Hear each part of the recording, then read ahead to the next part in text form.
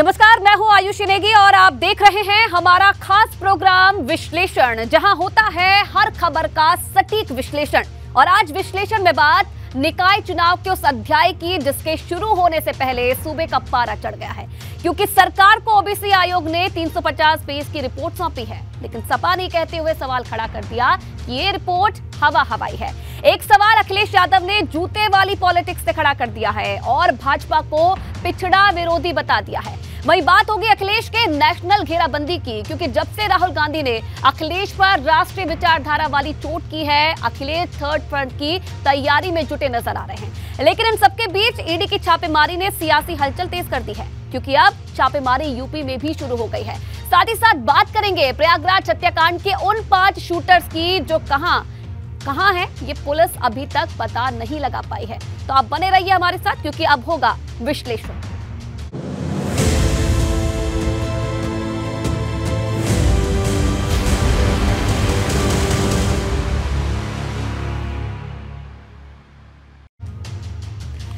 तो आज विश्लेषण में सबसे पहले बात ओबीसी आरक्षण का अंतिम अध्याय और क्या आयोग की रिपोर्ट से मिलेगा न्याय, क्योंकि निकाय चुनाव में आरक्षण को लेकर जो रिपोर्ट ओबीसी आयोग ने तैयार की है उसे कैबिनेट ने अपनी मंजूरी दे दी है।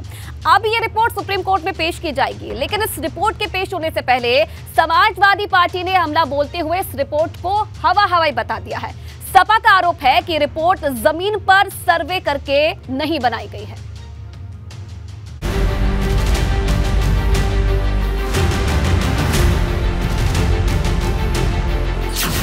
ओबीसी आरक्षण का अंतिम अध्याय, आयोग की रिपोर्ट से मिलेगा न्याय। कैबिनेट को पसंद आई ओबीसी आयोग की रिपोर्ट, सर्वे पर सियासत ताबड़तोड़। हमने बहुत काम किया है, रात दिन काम किया है। खत्म होगा निकाय चुनाव का इंतजार, रिपोर्ट पर समाजवादी पार्टी का प्रहार। रिपोर्ट बनी है, हम लोगों ने जमीन पर कहीं कोई सर्वे होता नहीं देखा। उत्तर प्रदेश के शहरी निकाय चुनाव का इंतजार क्या खत्म होने वाला है? क्या ओबीसी आयोग की रिपोर्ट के बाद ओबीसी आरक्षण पर बड़ा फैसला होने वाला है? क्योंकि जो निकाय चुनाव सूबे की योगी सरकार के गले की सबसे बड़ी फांस बन गया था, उस पर ओबीसी आयोग ने अपनी रिपोर्ट गुरुवार को सरकार को सौंप दी, जिसे कैबिनेट ने मंजूरी भी दे दी। और अब सबकी नजर सुप्रीम कोर्ट पर टिकी है, क्योंकि सरकार ओबीसी आयोग की बनाई इस रिपोर्ट को सुप्रीम कोर्ट में पेश कर जल्द से जल्द चुनाव कराने की इजाजत मांगेगी। अगर सुप्रीम कोर्ट ने मुहर लगा दी तो निकाय चुनाव को नई रफ्तार मिलेगी। आयोग ने कल माननीय मुख्यमंत्री जी को अपनी रिपोर्ट सौंपी है। आधे से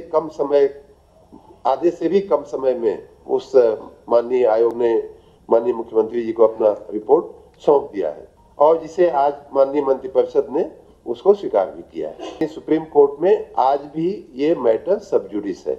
अगली इसकी जो हियरिंग है वो 11 अप्रैल को लगी हुई है, इसलिए हमें ये रिपोर्ट माननीय सर्वोच्च न्यायालय के समक्ष ले जानी होगी। निकाय चुनाव में आरक्षण के मामले को लेकर पिछड़ा वर्ग आयोग ने जो रिपोर्ट शासन को सौंपी थी उसे योगी कैबिनेट ने मंजूरी दे दी है। अब इस रिपोर्ट को अगले 2 दिन के अंदर सुप्रीम कोर्ट में रखने की तैयारी है। इस मामले में 11 अप्रैल को सुप्रीम कोर्ट में सुनवाई भी होनी है। हालांकि सरकार को उम्मीद है कि इस रिपोर्ट के जमा होने के बाद सुप्रीम कोर्ट से निकाय चुनाव को लेकर राहत मिल सकती है। हालांकि सरकार ने यह भी साफ कर दिया है कि सरकार पहले की तरह ही ओबीसी आरक्षण के साथ चुनाव कराने को लेकर प्रतिबद्ध है। लेकिन सुप्रीम कोर्ट के इस फैसले से पहले ओबीसी आयोग की रिपोर्ट को लेकर राजनीति उबाल मारने लगी है। समाजवादी पार्टी ने आयोग की रिपोर्ट को न सिर्फ हवा हवाई बताया, बल्कि ये कहते हुए सवाल खड़े कर दिए कि इस रिपोर्ट को बनाने में जमीन पर कोई काम ही नहीं हुआ। जैसे रिपोर्ट बनी है, हम लोगों ने जमीन पर कहीं कोई सर्वे होता नहीं देखा। हमें नहीं लगता कि कोई आंकड़ा नया इकट्ठा किया गया है। चूंकि न्यायिक प्रक्रिया है, उस पर हम बहुत टिप्पणी नहीं करना चाहते, पर कम से कम हमें जमीन पे कोई टीम घूमती दिखाई पड़नी चाहिए थी जो पिछड़ों की गिनती और उनकी स्थिति के बारे में आकलन कर रही हो। जब तक जमीन पर गिनती नहीं होगी तब तक इन रिपोर्टों को कोई मतलब नहीं है। ये कागजी दस्तावेज है, पर इस रिपोर्ट के दिए जाने से ऐसा लगता है कि चुनाव तो होगा। तय होना चाहिए कौन लोगों ने रैपिड सर्वे किया था, कौन से वो अधिकारी हैं जिन्होंने गलत रैपिड सर्वे करके आरक्षण कर दिया था। हमारी तो ये जानकारी थी कि जो रैपिड सर्वे हुआ था उसको उठा के एक तरफ फेंक दिया गया और मुख्यमंत्री ने अपनी राजनीतिक सुविधा से सारी पद अपने हिसाब से आरक्षित किए थे। हालांकि ओबीसी आयोग के अध्यक्ष राम अवतार सिंह ने दावा किया कि उनकी टीम ने ये रिपोर्ट तैयार करने में दिन रात एक कर दी और एक एक जिले में जाकर सर्वे कर ये रिपोर्ट तैयार की, जिसमें रैपिड सर्वे में गड़बड़ी की बात खुलकर सामने आई। हमने बहुत काम किया है, रात दिन काम किया है।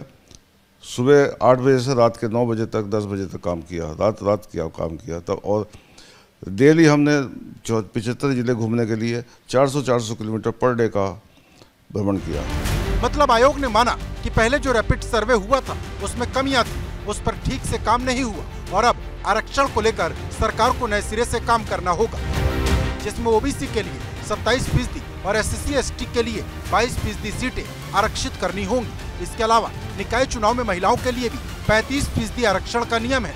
इसके साथ ही मार्च के आखिर तक निकाय चुनाव के लिए सीटों के आरक्षण की अंतिम अधिसूचना जारी कर इसमें आपत्तियां और सुझाव मांगने होंगे और इसके बाद ही इसे अंतिम रूप दिया जाएगा। माना जा रहा है कि सब कुछ ठीक रहा तो अप्रैल मई के महीने तक नगर निकाय चुनाव कराए जा सकते हैं।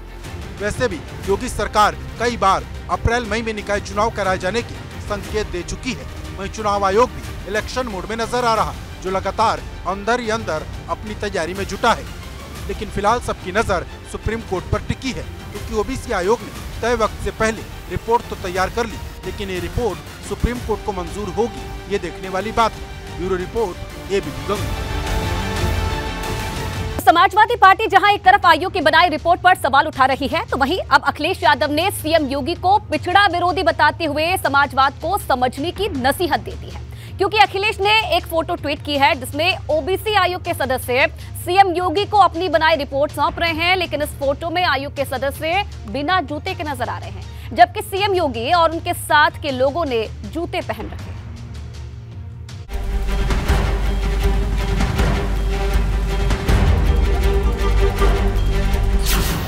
अखिलेश की जूते वाली सियासत, पिछड़ों को कब मिलेगी ताकत? पिछड़ों के सम्मान पर घमासान, निकाय चुनाव से पहले तूफान। अभी सुप्रीम कोर्ट में ओबीसी आयोग की बनाई रिपोर्ट सरकार ने पेश भी नहीं की, लेकिन उससे पहले अखिलेश यादव ने सरकार पर पिछड़ा विरोधी बताते हुए सूबे का सियासी माहौल गर्म कर दिया। क्योंकि अखिलेश यादव ने एक ट्वीट किया जिसमें उन्होंने आरोप लगाते हुए लिखा कि जब ओबीसी आयोग के सदस्य अपनी रिपोर्ट देने के लिए सीएम योगी से मिलने पहुंचे तो उनके जूतों को उतरवाया गया, जबकि खुद सीएम योगी और उनके करीबियों ने जूते पहने थे।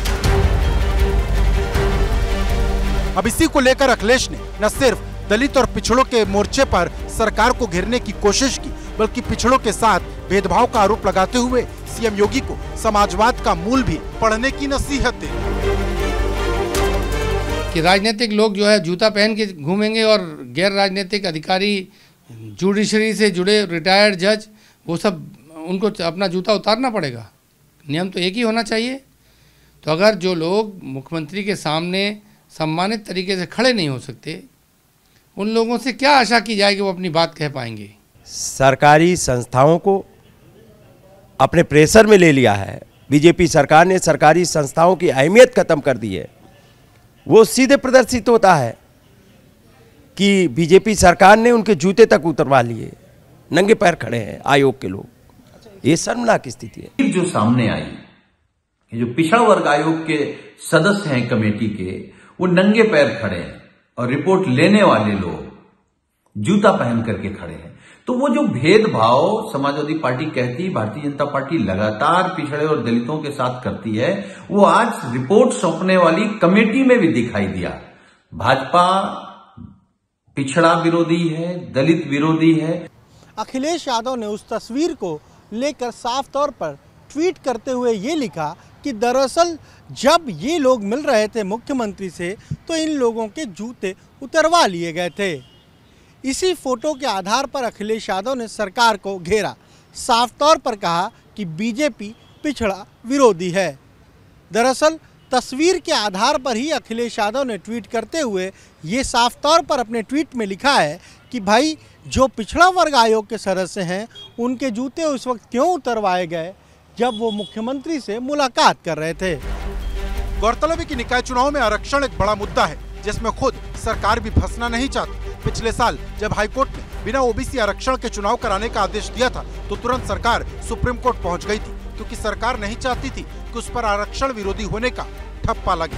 लेकिन अब जिस तरह से अखिलेश ने जूते उतरवाने को लेकर सरकार को घेरने की कोशिश की, उससे सियासत गर्मा गई है। हालांकि अखिलेश के पिछड़ा विरोधी आरोप पर सरकार की तरफ से सफाई भी आई।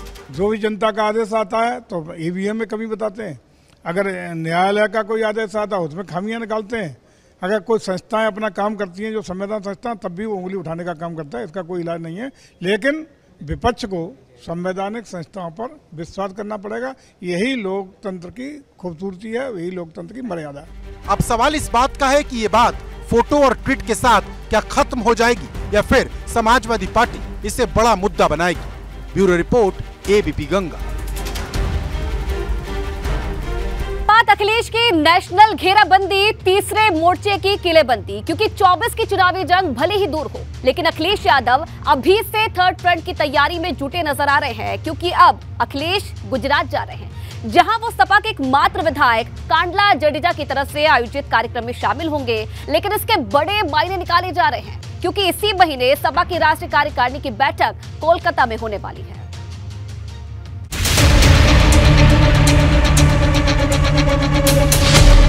अखिलेश की नेशनल घेराबंदी, तीसरे मोर्चे वाली किलेबंदी। गुजरात में अखिलेश भरेंगे हुंकार, 24 की पिच तैयार।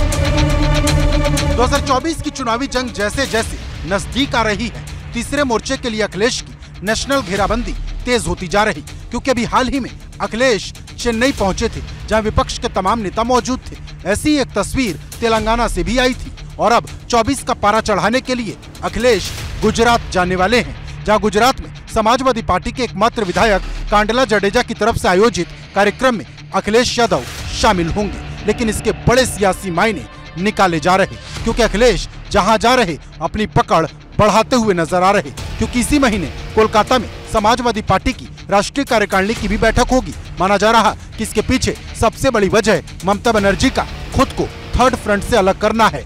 ऐसा चर्चा है कि ममता बनर्जी को साथ लाने में अखिलेश यादव एक बड़ी भूमिका निभा सकते हैं। अखिलेश यादव उसमें शामिल होंगे।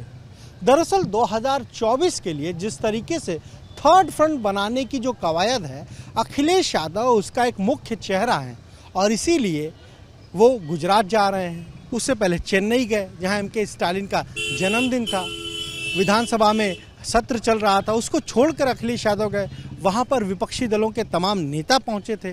तो कहीं ना कहीं अखिलेश यादव की ये रणनीति है कि 2024 के लोकसभा चुनाव में बीजेपी को कैसे घेरा जाए, ना केवल उत्तर प्रदेश में, क्योंकि अखिलेश यादव ने खुद कहा है कि उनका जो गठबंधन है वो सभी 80 सीटों पर चुनाव लड़ेगा। समाजवादी पार्टी के नेता साफ तौर पर कह रहे हैं कि थर्ड फ्रंट को लेकर अखिलेश यादव की जो भूमिका है उसका सीधा असर 2024 के लोकसभा चुनाव में देखने को मिलेगा, क्योंकि 2024 में भाजपा को अगर कोई टक्कर दे सकता है तो वो समाजवादी पार्टी है, ऐसा सपा के नेताओं का कहना है। 2024 में केंद्र में गैर भाजपाई सरकार बनेगी और तीसरे मोर्चे की सरकार बनाने के लिए समाजवादी पार्टी के राष्ट्रीय अध्यक्ष अखिलेश यादव जी लगातार दौरा करने का काम कर रहे हैं और वो गैर भाजपाई पार्टियों को इकट्ठा करके 2024 में केंद्र में हम लोग सरकार बनाएंगे और इस सरकार में समाजवादी पार्टी सबसे बड़ी पार्टी होगी और अखिलेश यादव जी देश के अगले नए प्रधानमंत्री होंगे। हालांकि भाजपा तीसरे मोर्चे की तैयारी पर हमलावर नजर आ रही, जिसकी माने तो तीसरे मोर्चे की चर्चा हर बार होती है और चर्चा बनकर ही खत्म हो जाती है। देखिए, थर्ड फ्रंट बनाने का कई बार प्रयास हुए हैं, लेकिन वो विफल हुए हैं। देश के मतदाता इस थर्ड फ्रंट की असलियत जानते हैं, क्योंकि इनका कोई एजेंडा नहीं होता है। हर दल का नेता प्रधानमंत्री बनना चाहता है, कोई कॉमन मिनिमम प्रोग्राम नहीं होता है, सिर्फ मोदी का विरोध करके। मोदी का विरोध इसलिए है कि मोदी गरीब के घर से आया हुआ है। लेकिन तीसरे मोर्चे की तैयारी से जितनी बेचैनी भाजपा की बढ़ी है, उससे ज्यादा कांग्रेसी खेमे में हलचल है, जो भाजपा की तरह ही तीसरे मोर्चे को खारिज करने में लगी है। जहाँ तक थर्ड फ्रंट की बात है, थर्ड फ्रंट भारत के इतिहास में जितनी बार बना है उतनी बार असफल हुआ है, चला नहीं। पर गठबंधन की सरकारें 5 साल यूपीए 1 चली, 5 साल यूपीए 2 चली कांग्रेस के साथ, और इस देश के कार्यकाल का स्वर्णिम काल कहलाया। तो 1-to-1 फाइट होगी। गौरतलब है कि जब से राहुल गांधी ने सपा की राष्ट्रीय विचारधारा पर सवाल उठाया, अखिलेश फुल ऑन एक्शन में हैं, जो एक तरफ कांग्रेस को अलग कर तीसरे मोर्चे की फौज तैयार करने में जुटे हैं, तो वहीं यूपी की सभी 80 सीट पर चुनाव लड़ने की बात कह रहे हैं, जिसका साफ और सीधा मतलब है कि अब सपा अमेठी और रायबरेली में भी चुनाव लड़ती नजर आ सकती है। यानी अखिलेश ये बताने में लगे हैं कि यूपी में भाजपा को अगर कोई टक्कर दे सकता है तो वो सपा है। लेकिन बड़ा सवाल इस बात का कि जो थर्ड फ्रंट अखिलेश बनाने में जुटे हैं, क्या वो अखिलेश को अपना नेता मानेगा? क्योंकि सच ये है कि समाजवादी पार्टी की साइकिल पिछले 2 लोकसभा चुनाव में 5 सीट से आगे नहीं बढ़ पाई। Bureau report, ABP Ganga. Lalu के समधी का संकट काल, बिहार से यूपी तक सियासी भूचाल, क्योंकि ईडी की जो छापेमारी अब तक बिहार में हो रही थी वो अब यूपी में शुरू हो गई है। ईडी ने शुक्रवार को शिकंजा कसते हुए लालू के समधी जितेंद्र यादव के घर पर छापेमारी की। लालू की बेटी रागिनी की शादी जितेंद्र यादव के बेटे राहुल से हुई है। आरोप है कि लालू के दामाद राहुल यादव ने 5 साल पहले 1 करोड़ रुपए की ट्रांजैक्शन राबड़ी देवी के अकाउंट में की थी और अब ईडी की इस छापेमारी को उसी से जोड़कर देखा जा रहा है।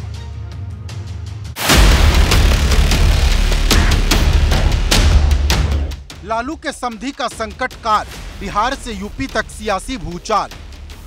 जमीन के बदले नौकरी, 26 ठिकानों पर ईडी की छापेमारी।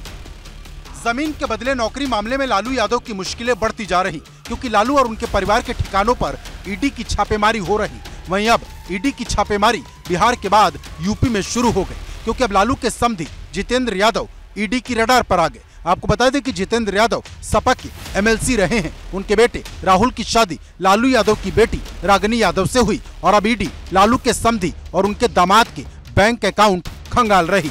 आरोप है कि लालू के दामाद राहुल यादव ने 5 साल पहले 1 करोड़ रुपए की ट्रांजैक्शन राबड़ी देवी के अकाउंट में की थी और अब ईडी की इस छापेमारी को उसी से जोड़कर देखा जा रहा। जितेंद्र यादव के घर के बाहर, जहां पर जितेंद्र यादव जो कि लालू यादव के समधी हैं, उनके घर के अंदर पिछले 5 घंटे से ईडी की रेड चल रही है। और राहुल सदन, ये नाम आपको दिखा रहे हैं, राहुल सदन, राहुल जो दामाद हैं वह लालू यादव के दामाद हैं और यहाँ पर सुबह 8 बजे से जो ईडी की जो टीम है वह घर के अंदर मौजूद है। लेकिन जिस तरह से लालू प्रसाद यादव और उनके रिश्तेदारों के घर ईडी की छापेमारी हो रही, उस पर राजनीति भी शुरू हो गई। समाजवादी पार्टी और उनकी सहयोगी दल रालोद इस पर सवाल उठा रही। चुनाव से पहले इस देश का विपक्ष का कोई ऐसा नहीं नेता बचेगा जिसके खिलाफ ईडी, इनकम टैक्स वगैरह की कार्रवाई न हो, क्योंकि सुप्रीम कोर्ट ने एक ऐसा फैसला कर दिया है अंधा बिल्कुल। ईडी को अधिकार नहीं था कहीं सीधे जाने का, सुप्रीम कोर्ट ने कहा कहीं जा सकते। देखिए, जहाँ जहाँ पर भी गठबंधन मजबूत हो रहा है वहाँ पर गठबंधन को परेशान करने के लिए जो बड़े गठबंधन के लीडर हैं उनके रिश्तेदारों पे, दोस्तों पे, इष्ट मित्रों पर मतलब इस तरह के दबाव की राजनीति की जा रही है। क्योंकि वहाँ पर गठबंधन में लालू यादव जी एक बड़ा नाम है और उनकी सरकार भी है। आज बीजेपी की सरकार को गिरा कर नई सरकार बनी है, तो वो उन्हें और आगे 2024 आने वाला है, तो ये केवल सब उसी की देन है। गौरतलब है कि हाल ही में ईडी और सीबीआई की छापेमारी को लेकर विपक्ष ने एक चिट्ठी पीएम मोदी को लिखी थी, जिसमें जांच एजेंसियों के दुरुपयोग की शिकायत की गई थी। इस चिट्ठी पर 9 नेताओं ने हस्ताक्षर किए थे, लेकिन इस चिट्ठी के बाद भी राहत मिलती नजर नहीं आ रही, क्योंकि शुक्रवार को करीब 26 ठिकानों पर ईडी की छापेमारी हुई। Bureau report, ABP Ganga. बात शूटर्स का पता, लोक सस्पेंस और 15 दिन के बाद भी शूटर्स का पता नहीं, क्योंकि उमेश पाल हत्याकांड में पुलिस ने भले ही 2 आरोपियों को एनकाउंटर में ढेर कर दिया, लेकिन 5 शूटर्स कहां छिपे हैं ये अभी तक पुलिस पता नहीं लगा पाई है। और अब सवाल इस बात का है कि आखिर कब तक हत्यारे आजाद रहेंगे। पाताल लोक में शूटर, 15 दिन बाद भी पुलिस को नहीं मिला सुराग। नेपाल से बिहार तक छापेमारी, खाकी की ये कैसी तैयारी। जब 24 फरवरी को प्रयागराज का धुमनगंज इलाका गोलियों की तड़तड़ाहट से गूंज उठा था, पूरे देश का दिल दहल उठा था। इसकी गूंज विधानसभा तक सुनाई दी थी। तब सूबे के मुखिया योगी आदित्यनाथ ने विपक्ष के हमले का जवाब देते हुए कहा था कि अपराधी चाहे पाताल में ही क्यों न छिपे हो, उन्हें मिट्टी में मिला दिया जाएगा। माफिया कोई भी हो, सरकार की जीरो टॉलरेंस की नीति है और उन माफियाओं के खिलाफ मिट्टी में मिलाने का काम उनको हमारी सरकार करेगी, पूरी मजबूती के साथ उनसे निपटने का कार्य करेगी। लेकिन सरकार के फ्री हैंड देने के बाद भी पुलिस अभी तक उमेश पाल हत्याकांड के 5 शूटर को पकड़ नहीं पाई। उमेश पाल शूटआउट केस के 2 हफ्ते बीत चुके हैं, लेकिन वारदात में सीधे तौर पर शामिल 5 ऐसे शूटर्स जिन पर 2.5 लाख रुपए का इनाम घोषित है, वो अब भी पुलिस की पकड़ से दूर हैं। इनमें माफिया अतीक अहमद का बेटा असद अहमद भी शामिल है। हालांकि पुलिस और एसटीएफ की 15 टीमें दिन रात छापेमारी कर रही हैं, लेकिन अभी तक उनके हिस्से सिर्फ नाकामी ही आई है।